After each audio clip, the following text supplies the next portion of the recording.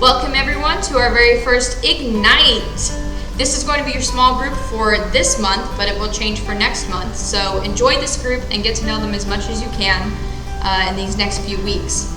In case you weren't with us for the Pyro kickoff last Sunday, my name is Megan Fearborn and I'm the new youth minister at Prince of Peace. These first few weeks we'll be talking about change and the best ways to take it on with trust, patience, and growth. Last week we talked about trust and how to trust God through all the changes that you encounter in life. We touched on the fact that He brings changes into our life not to be obstacles, but to be opportunities that will lift us up in new ways. That means that this week we're going to talk about patience.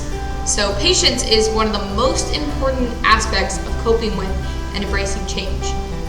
Oftentimes change can be unpredictable, but the one thing that you can always count on is that change will take time.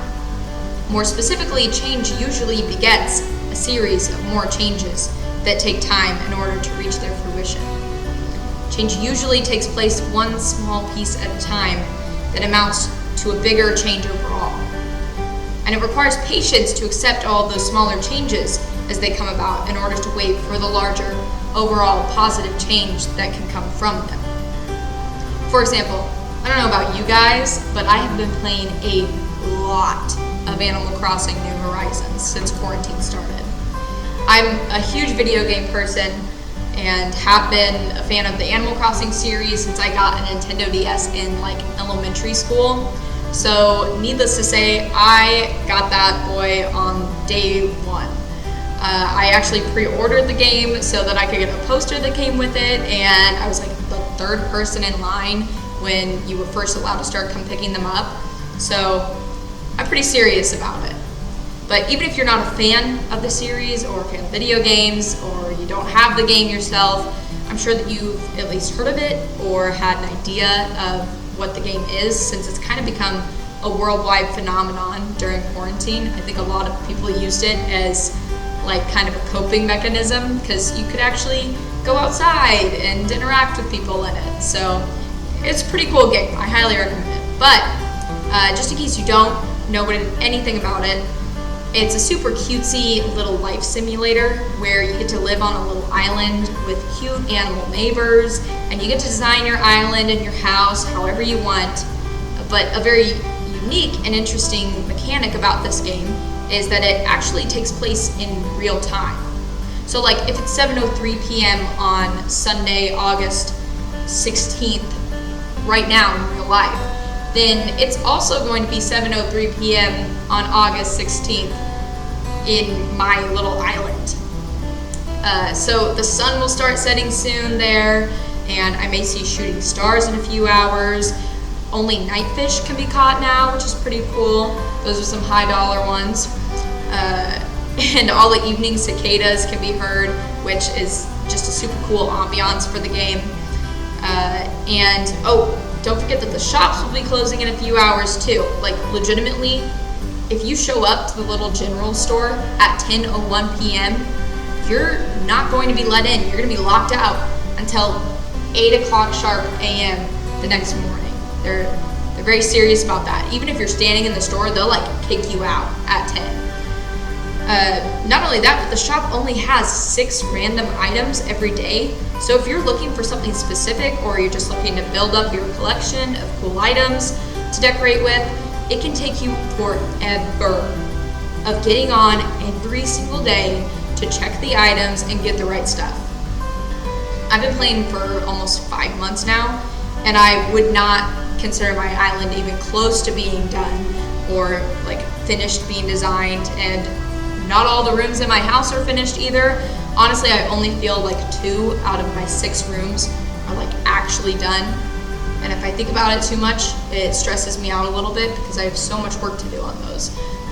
But anyways, so buildings and upgrades also take place overnight. So there are 5 major buildings that each get built overnight and can only be built one at a time, which means that it takes at least 5 days to get all the important buildings on your island. But 3 of them also have upgrades. So eventually they're going to need upgraded, and that'll equal 8 days just to get the most important buildings on your island. Then you can upgrade your house like 6 or 7 times, which takes a whole night to complete too. Not to mention, if you want to build bridges or stairs to be able to access new parts of the island, that takes a whole night too.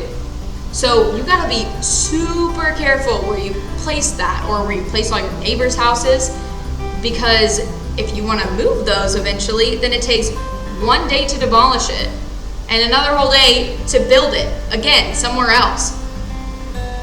So, by the way, you have like 10 neighbor villagers, the little animal people, and it takes a whole night to construct each of their houses too in the first place. So if you just want to get all the bare minimum buildings, neighbors' houses, and bridges or stairs that you need to make your island completely functional, it literally takes like a whole month in real life just to reach that point. Which leads to the biggest controversy in the game, the concept of time traveling. Now, I'm not super opinionated on the subject. I've definitely time traveled a few times myself, but I do try to avoid it. So if you play the game, I'm not trying to pass any judgment either way. But time traveling in the game means going into the system's device settings and changing the settings of the date and time.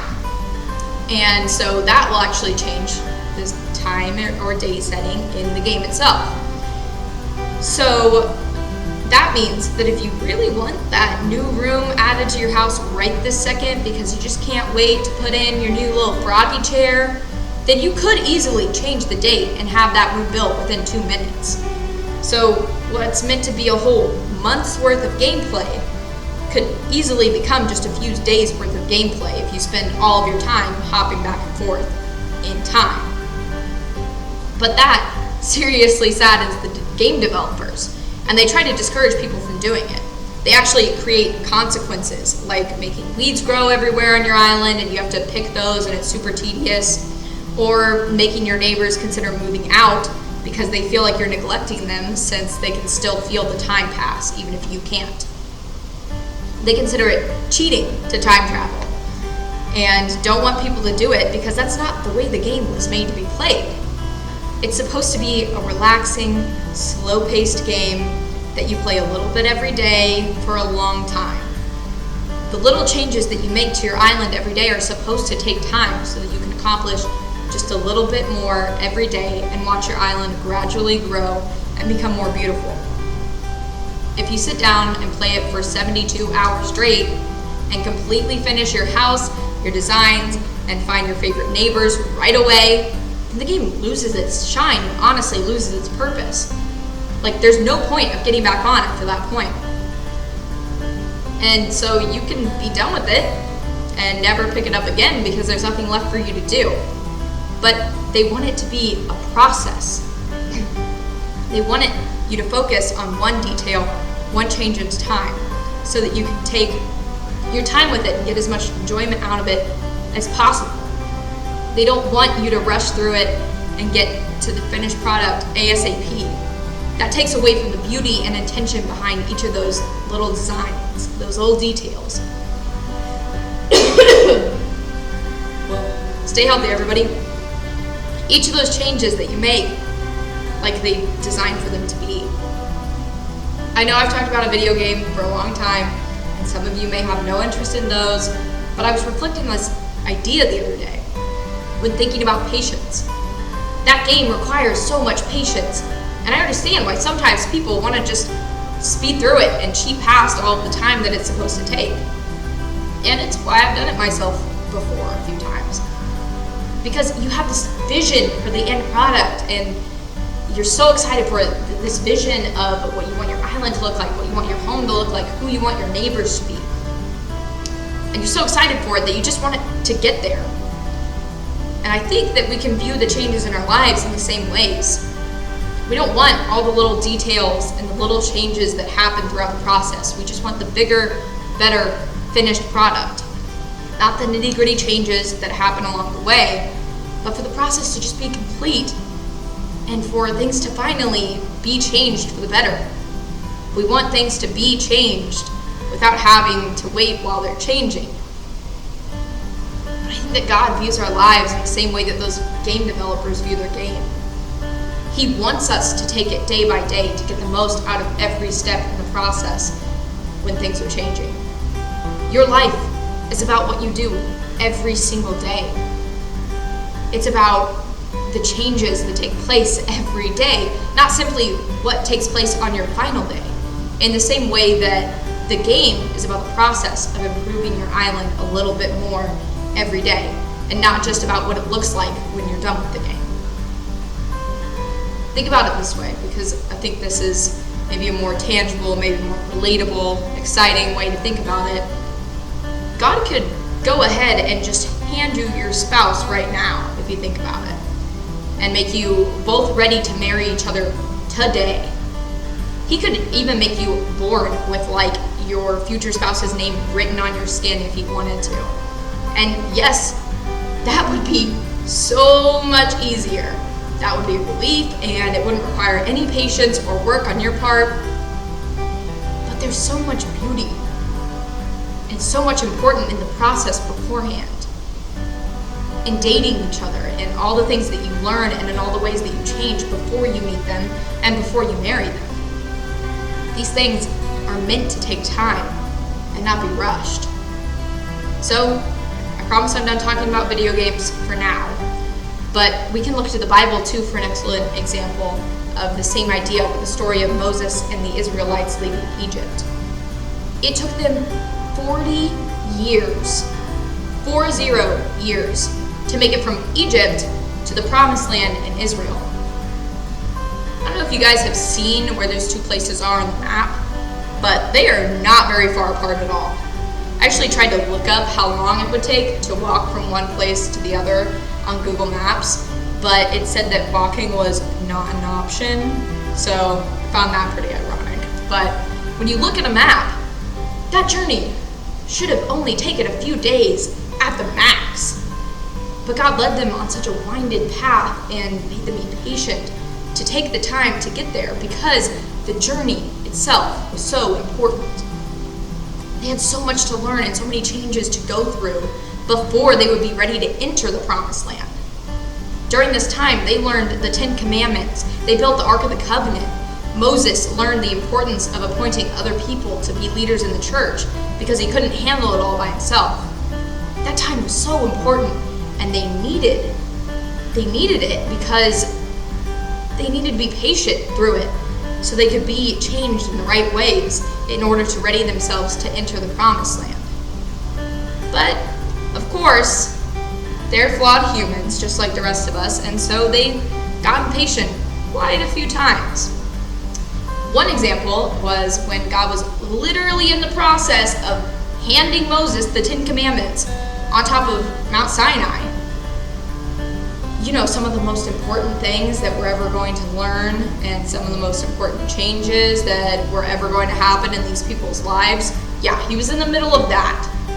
So they still got impatient while they were waiting for him to come down from the mountain. Like, come on guys, he couldn't have been gone that long. And I don't know how, but somehow they still got impatient enough to literally take the time to melt down their gold and make a calf out of it so they could start worshiping it because they were tired of waiting on God. Like, they had no patience at all. It's ridiculous. But you know who did have patience? Who understood that some things in life are a process that takes time? Moses. He actually started out this journey knowing that it would take a very long time and that he actually wouldn't even make it to the end. It says in scripture twice that he knew he would not make it all the way to the Promised Land. That he would die with it literally in view, with it on the horizon, being able to see it, but that he wouldn't make it all the way. But he kept on going anyways. He was patient with God and with the Israelites, knowing that they needed to go through these changes in order to be prepared to enter the Promised Land. He understood the same thing that our founding fathers did when they were first creating this country. And I bring this up because there's a very powerful line in Hamilton musical, which I highly recommend, by the way, if you haven't seen it on Disney Plus already. But Hamilton says, "What is a legacy? It's It's planting flowers in a garden that you never get to see. That's what all the founding fathers had to do. That's what Moses had to do. They had so much patience for all the changes that needed to be made that their patience went beyond the grave. They knew that they may not get to see the end result, the changes that were made throughout the world because of their actions, but they did their part anyways, making little changes day by day to make this world a better place for all of us. And you may have to do the same thing in your life and in different ways. You may have to do the same thing in this ministry. You may have to help us build a program and a community that will outlive your time here. You may not get to see all of the fruits of your labor.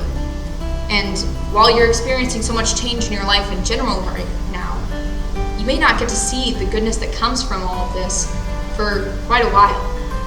But I promise you that there will be fruits from this time, from these changes that we're all experiencing right now. You just need to be patient enough to wait and find out what they are.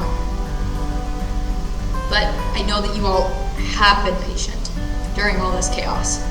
I know that you've been patient with your schools as they try to figure out how to handle all of this. I know you've been patient with this church and this ministry and myself as we try to get back on our feet. So, I want to let you see some of the fruits of that now and reward you for your patience. So, my gift to you is that we will be having summer retreat after all. It will take place on Prince of Peace property, just on the football field behind it, on August 29th and 30th. And you'll be allowed to pitch a tent for the night if you want to, or you can go back and sleep at your own house and then just come back in the morning. The rule will be 1 tent per family to keep everyone as safe and as healthy as possible.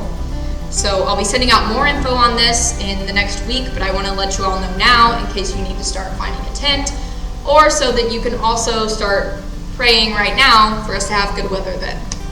So, guys, I absolutely cannot wait, although I will try to be patient, to see you guys again. God bless.